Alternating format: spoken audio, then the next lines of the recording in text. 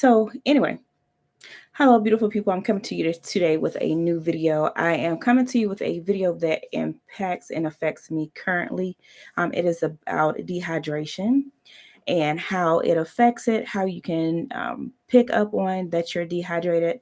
For me, let me give you a quick background. I take a prescription diuretic. I have to because I do have issues with retaining water.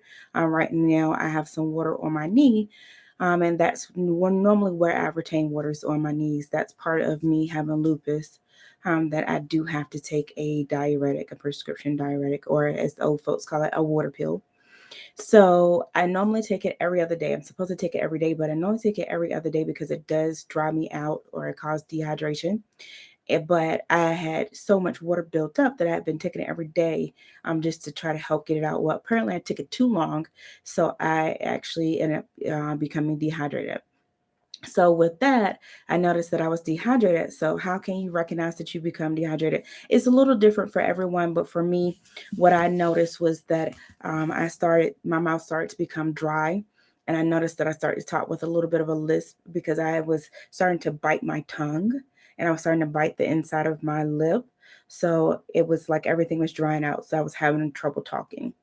Then, like I said, my mouth was dry as a whole. I was biting. Then I started to get like the little white stuff in the corner of my mouth. Then next, I was experiencing severe muscle cramps. I would move, I would get a cramp in my stomach. I would move, I would get a cramp under my breast. Then with the other night, what really killed me was I had a cramp on the inside of my thigh. And if it wasn't for me having a TENS unit at home because I have muscle spasms in my back, oh my goodness, I would have been a mess. I still am sore from that muscle spasm. It was that bad. That TENS unit spared me and it definitely helped me out. So after that happened, I knew I had to do something. I knew I was worse off than I thought that I was. So here are my tips as far as how I relieve the dehydration because this isn't the first time I've had it happen to me. So these are tips. And of course, I'm not a medical professional, but just through my research and the things that have helped me over the years, because like I said, this isn't the first time that's happened. It's just one of the risks that you run when you are taking a diuretic. And I actually can feel that I'm retaining water. I feel heavy. I feel tight. I'm hurting because I have so much water on me right now. And yes, it is very possible to retain water and also be dehydrated. It's like your body is holding on to water. It's almost the same principle as when you don't eat enough food, that you gain weight because your body is holding on to the food because it feels like it's in starvation mode. Same thing with water. So that's one thing to think of. So here are some tips to help out if you experience this. First, you want to get some sleep. You want to give the body time to recover, recuperate, and just make sure that you're allowing it to give it that whole healing process. If you're only sleeping 3 or 4 hours at night, you're not really giving it time to heal and recover. Next, you want to drink water. Yes, it sounds counterintuitive, but you want to drink more water to release the water. It's just like you want to eat more to lose weight. So you have to drink more water to let go of the water. So I have a big jug of water that I've been drinking. But I also have bottles of water that I've been drinking because I'm trying to get all of that water in.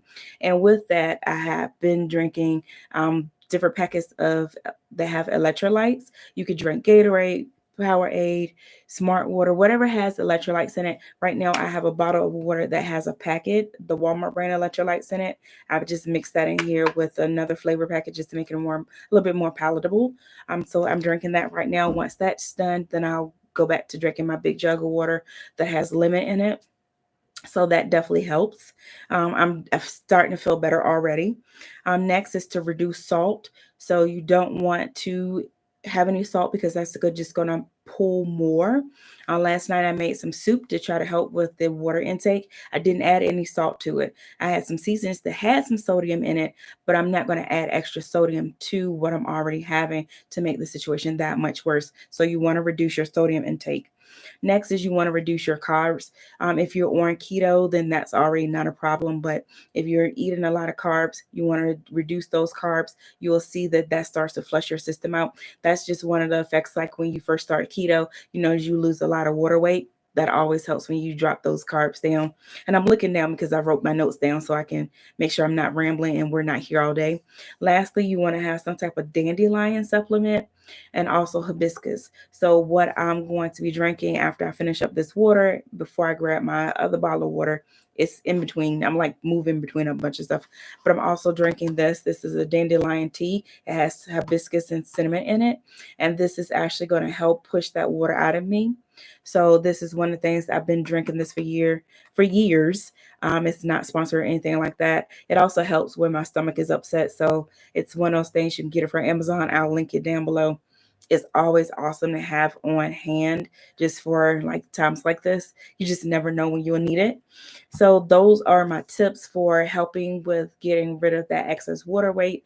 So the question is, does dehydration cause water retention? The answer is yes, it absolutely does cause water retention.